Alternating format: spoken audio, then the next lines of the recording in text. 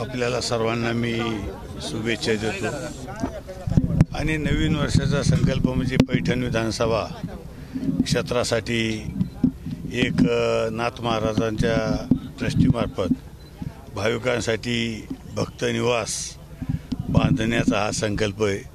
अनेक वर्षाची इच्छा होती, सर्व भाविकांची इच्छा होती, आमची इच्छा होती की नाथ महाराजांच्या नावानं इथं भाविकांसाठी भक्त निवास असावं।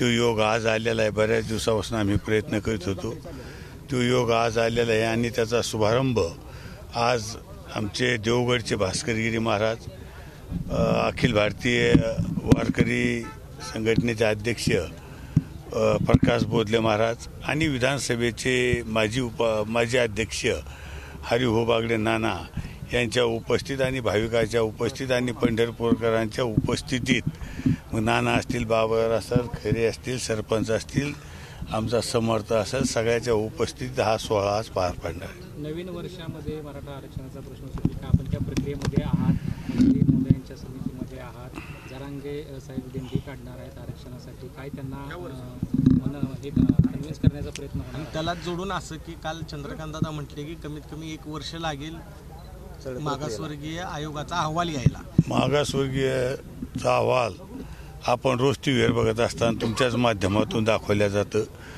आणि मी जरी त्या याच्यात असलो चळवळीत, पण मला एक सांगायचं की आपण बघितलं असेल की याच्या कुणबीच्या नोंदी किती, म्हणजे समितीनं किती काम केलं हे आपल्याला सुद्धा लक्षात आलेलं आहे।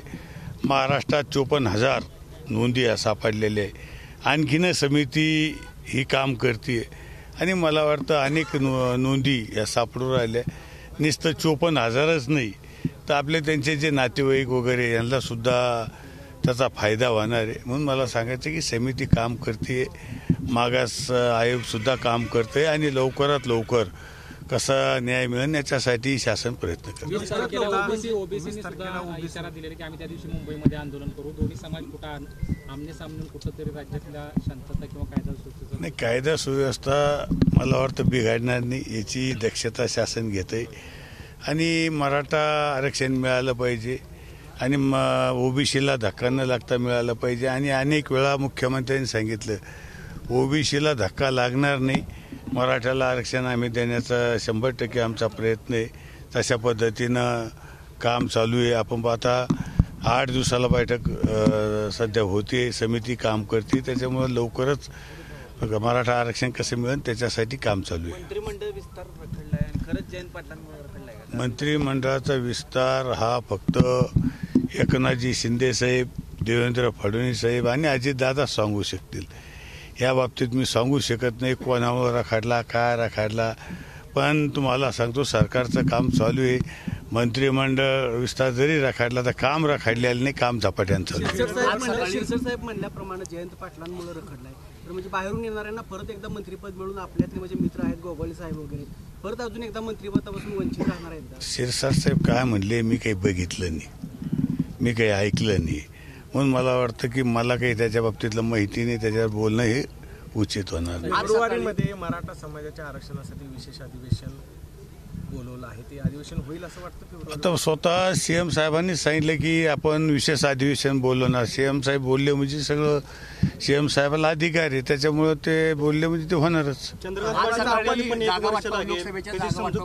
पाटील आणि उद्धव ठाकरे यांच्या चर्चा झाली आणि या चर्चेमध्ये काँग्रेसचे एकही नेते उपस्थित होते आणि जयंत पाटील यांनी कारण दिले की दिल्लीत नेते काँग्रेसचे नेते दिल्लीला गेले।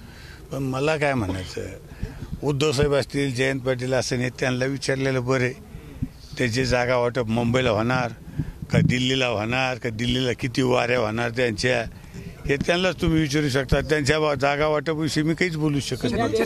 संभाजीनगरमध्ये आपल्या जो वंदे भारतच्या शुभारंभ प्रसंगी आता आपलं नाव वगळण्यात आले याची देखील नाराजी नाट्यमय घडलं होतं, त्या प्रकरणात काय समजतं? मी सांगतो, मी कुठेही नाराज नव्हतो। नाव असणं नसणं त्याच्यापेक्षा वंदे भारत ही गाडी, सुसज्ज गाडी, आपल्या मोदी साहेबाच्या आशीर्वादानं संभाजीनगर ते मुंबई ही गाडी सुरू होऊ राहिली आणि विशेष म्हणजे त्या गाडीच्या स्वागतासाठी मी गेलो आणि गाडी आपण कमी वेळात ही मुंबईला पोहोचणारी गाडी आहे आणि सगळ्या सुविधा असणारी ही गाडी आहे. नाव असलं काय नसलं काय आपल्या संभाजीनगरला गाडी मिळते याच्यात मला आनंद आहे नावापेक्षा. आणि म्हणून मी त्या गाडीचं स्वागत केलं, मोदी साहेबांचं स्वागत केलं, रेल्वे मंत्री मोदयांचं स्वागत केलं. मला नावापेक्षा काम महत्वाचं आहे. देशभरामध्ये राम मंदिराचं वातावरण सुरू आहे उद्घाटनाचं. उद्धव ठाकरेंना निमंत्रण नाही. नुकतंच त्यांनी काय माहिती दिली की तुम्ही काही राम मंदिरासाठी दिलंय का नाही माहित नाही, पण आम्ही 1 कोटी रुपये दिलेले ते स्वतः उद्धव ठाकरेंनी दिलेत की त्या तत्कालीन शिवसेना आमदार असतील, नेते असतील, या सगळ्यांनी त्यामध्ये सहभाग. त्यावेळेस सगळ्याच सहभाग होता. आम्ही सुद्धा अनेक वेळा अयोध्येला गेलेलो आहे. आणि मला वाटतं कोणी किती निधी दिला त्याच्यापेक्षा काम होतं हे महत्त्वाचं आहे. हे अनेक कोटीचं काम आहे, हजारो कोटीचं काम आहे. आणि मोदी साहेबाच्या काळात अनेक वर्षाचा प्रश्न होता हा राम मंदिराचा, पण त्यांच्या काळात तो मार्गी लागतोय. आणि 22 जानेवारीला देशात दिवाळी साजरी होणार आहे. दुसऱ्यांदा दिवाळी साजरी होणार आहे. घरोघर दीपावली साजरी केल्या जाणार आहे. पैशाला महत्त्व नाही, काम होण्याला महत्त्व आहे.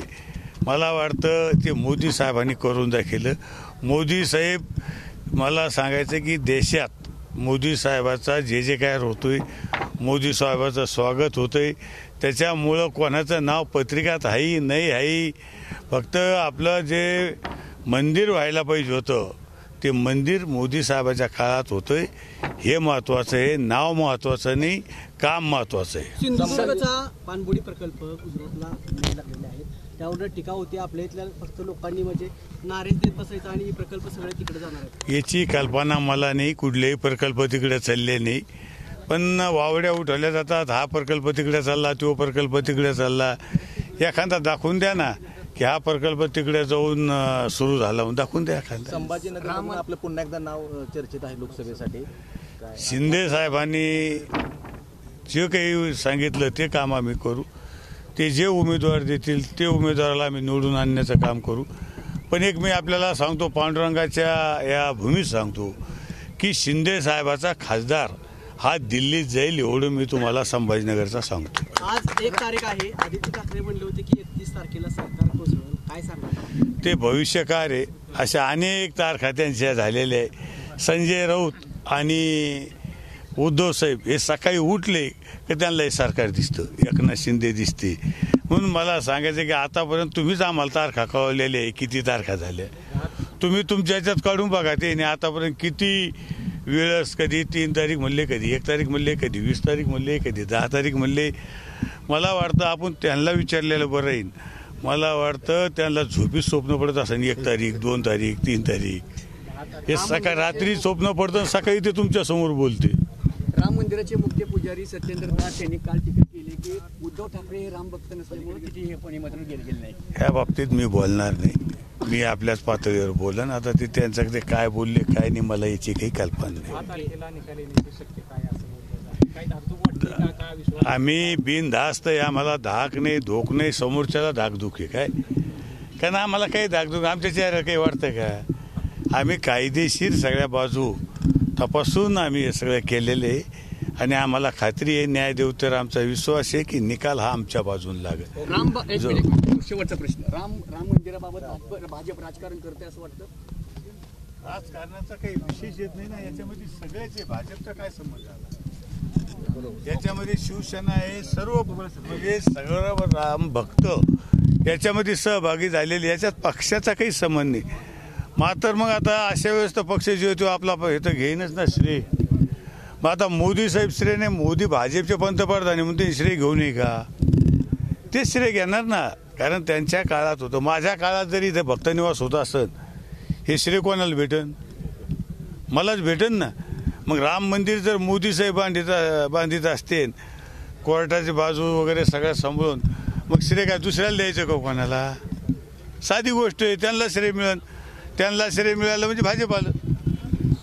आणि राम भक्ताला श्रेय, सगळे त्याच्यात सहभागी आहे. अनेक संभाजीनगरचे राम भक्त तिथं पंढरपूरला 3 वर्षापासून काम करतात. ते काही भाजपचे म्हणून नाही, पण राम भक्त म्हणून तिथं काम करतात. कुठं मी अयोध्येला 2-3 वेळेस गेलो तर मला ते भेटले, साहेब आम्ही संभाजीनगरचे, साहेब आम्ही जालन्याचे. मग त्यांना काय पक्ष विचारला की मी तुम्ही कोणत्या पक्षाचे. आणि बाळासाहेब ज्यावेळेस होते तर बाळासाहेबाच्या काळात बी तुम्ही बघितलं असेल बाळासाहेब काय बोलले काय नाही, हा हे तुम्हाला माहिती आहे सगळं मी बोलण्यापेक्षा. म्हणून भाजप वगैरे काही नाही, हा राम भक्ताचा विजय आहे सगळा.